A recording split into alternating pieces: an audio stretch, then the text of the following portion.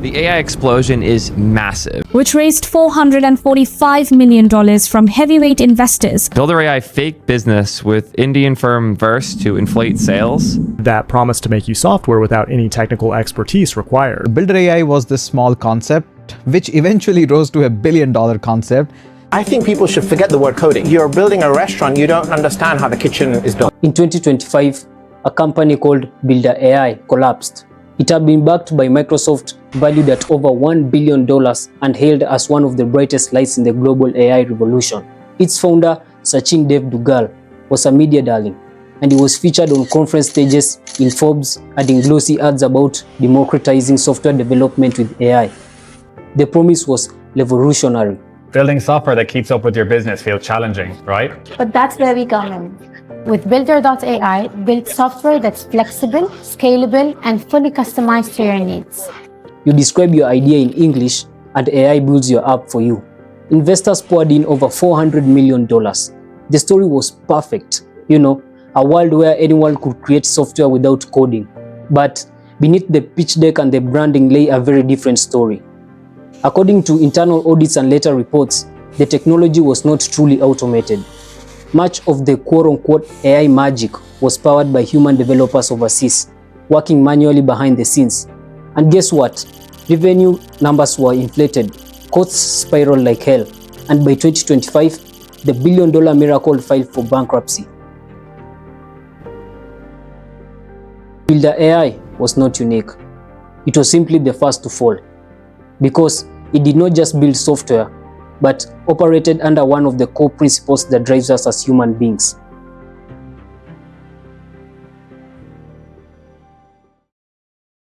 Over the past decade, something strange has happened. We have seen the rise of a new archetype. I'm 23 years old and I raised a $45 million Series A for my AI startup I founded 2 days ago. Why does it need AI? Why not?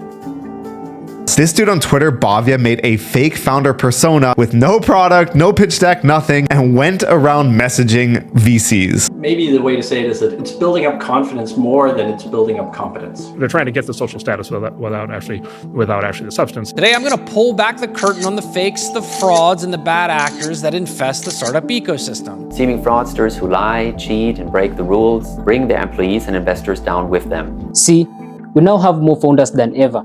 And I noticed this pattern when I was still in my email marketing career.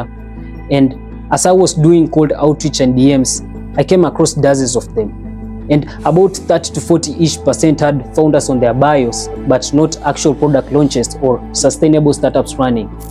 But on the other hand, LinkedIn was drowning in them. Twitter was full of building public threads.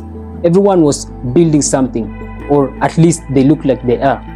And here comes, let me say, a plot twist. The number of sustainable startups have not increased proportionally, and neither have the number of actual product launches increased. Get rich with these 5 AI business ideas. The way to get startup ideas is not to try to think of startup ideas. Welcome to How to Start a Startup. Over $2,000 per day that can be started with free AI tools. In this course, I'll share with you the exact steps I took to build my own business. As we take a deep dive into the rabbit hole, we realized that what has increased are the tools for founders, their courses, communities, and newsletters talking about founding.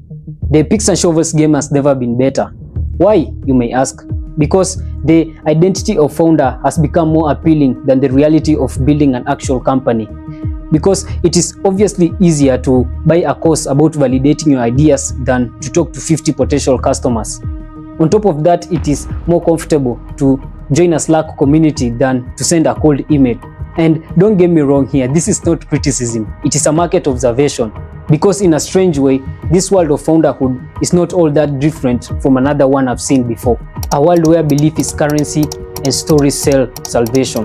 Where the faithful gather not in churches, but in co-working spaces, Discord servers, and Twitter threads.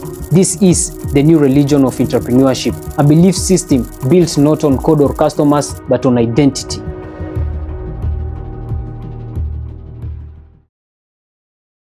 This is the first office of Amazon.com Inc. And here, this is my desk here.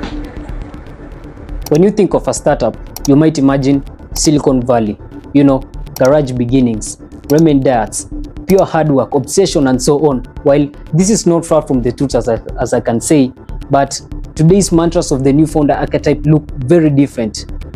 Information talking about building public, quit your 9 to 5, escape the matrix, and a gazillion of them.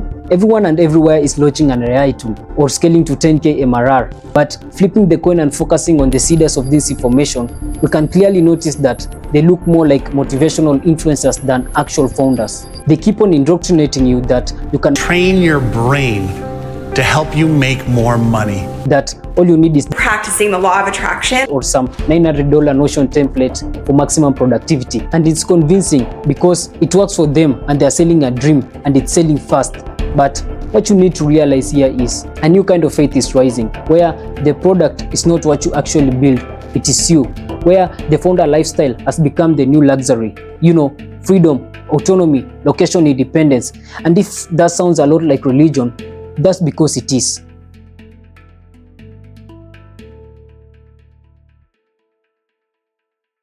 That's the reason why I got so criticized over the airplane, because I told you what I was believing for. Isn't that amazing? In the prosperity gospel, followers are frequently told to sow seeds, as in donate more and God will multiply. And the founder economy is not far from this, as we are frequently told to invest in ourselves, as in to buy that course or join that cohort or subscribe to the top 10 AI startup newsletters, because that's what actual founders do. And so each purchase feels like a momentum, each click a tiny prayer to the algorithm of success. But what is actually growing here is a market built on hope. The whole situation matters because it highlights how some startups might be inflating their numbers to impress investors. And when you're trying to raise hundreds of millions of dollars, every rupee of revenue becomes crucial for your valuation. See, Builder.ai collapse showed us the pattern. It was not actual code that generated the $1 billion valuation. It was belief. Obviously, investors believed the story for them to put the money into the startup. Employees believed the mission, and users believed the transformation that Builder.ai was going to democratize software development with AI. And guess what? Belief is always profitable until it's not. So let's take a rest back and ask ourselves, what's gonna happen if they add AI into the equation?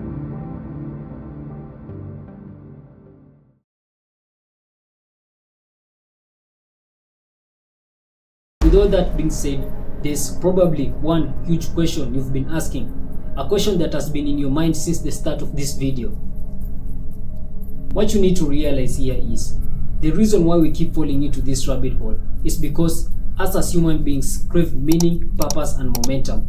We'd rather feel like we're advancing than face pure stillness. And startups promise us all the three, which is meaning, purpose, and momentum packaged as potential. And now AI turns that potential into pure hyperreality. Wikipedia describes hyperreality as the inability of consciousness to distinguish reality from a simulation of reality, especially in technologically advanced postmodern societies. In simple terms, it is when a technology like AI creates experiences so believable that our brain treats them like reality, even if they are not. So AI amplifies this illusion perfectly, and it flatters us and convinces us that we are being productive, even if we are not. Type an idea, watch a demo appear, feel the dopamine, repeat. Is the same psychology as faith healing. The moment where almost everything feels like a miracle, and like any placebo, the feeling eventually fades. But by then, the next sermon has already begun. Think about this. For each and every story we have believed and every narrative that lives rent-free in our minds, there's only one thing that makes it worth believing. This product makes almost $1 million a year. This product makes almost $1 million a month. You need to quit your 9-to-5 job. Profitable freelance brand scaling business without a personal brand, a team, or years of experience. But let's be real. Can anyone just sit down with AI and build $1 billion company? Amjad says it comes down to 3 simple steps. And in this AI or startup revolution, the proofs are endless. See, each story becomes a digital footprint to keep people hopeful, and each tweet or YouTube video or a testimonial acts as a proof that the system works. So these are the engineered illusions of progress. But as we all know, for every proof to come up, there are thousands of unspoken failures, projects abandoned after a week, API shut down, or users who never came. And so the illusion persists because the highlight reel becomes the belief. And as always, the believers keep believing because it keeps on circulating over and over again. And since perception beats reality, the ecosystem rewards the appearance of success and not its actual sustainability. So the illusion sustains itself and the cycle repeats.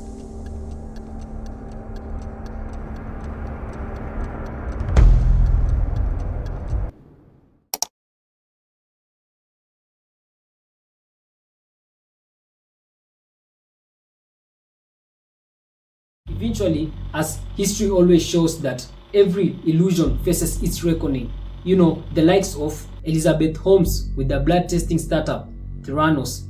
Reason for collapse was fraudulent claims about proprietary blood testing technology that never worked. Sam Bankman-Fried with the cryptocurrency exchange trading platform FTX. Reason for collapse was massive misuse of customer funds, lack of internal controls leading to bankruptcy. Adam Neumann with an office sharing startup called WeWork. Reason for collapse was extreme overvaluation, governance issues, and profitable business model that unraveled during the IPO attempt. Michael Saylor, former CEO of MicroStrategy, which is an American company that basically provides business intelligence and mobile software. The company did not collapse really, but became infamous for high-risk Bitcoin leverage and volatility shocks to shareholders. The list goes on. And for AI gurus, which we are experiencing right now, their collapse will be definitely reality. See, right now valuations are soaring, promises are infinite, and founders are multiplying. But most of what is being built is not actual innovation. It is what I can say imitation. Because the same apps and ideas and wrappers are just being recycled with just new prompts, okay? And so we've seen this, right? 1,000 AI startups chasing the same slice of attention. And so when the hype fades and the investors pull out and the AI gold rush cools, what exactly will be left? Exactly a few real builders and millions of disillusioned followers who mistook tools for truth. Because AI is not magic, for sure, we can all agree on that. It is technology, and belief cannot turn technology into meaning. And so when the AI bubble bursts, it won't just erase valuations, it will sweep away identities. And these influencer founders will pivot again into coaching, personal brand, and content. And so the illusion will recycle under a new name because belief is infinitely renewable. Don't get me wrong here. Not everyone in this world is a fraud, okay? Many truly believe they are helping. Some of them actually are.